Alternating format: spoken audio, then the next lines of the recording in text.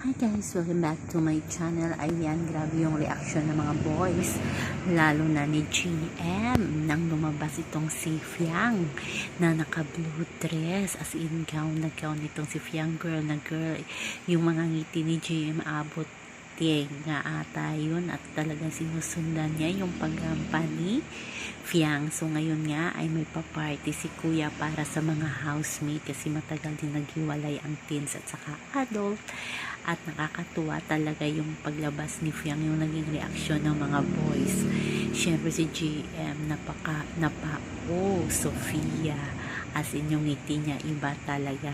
Kahit si Binsoy nga napatulala, at si Charin ay sinabi niya kay Fiang na you're so pretty, o diba, agaw atensyon talaga yung beauty ni Fiang pagdating sa rampahan. So yan lang muna guys ang ating update sa ngayon, hanggang sa muli. Bye bye.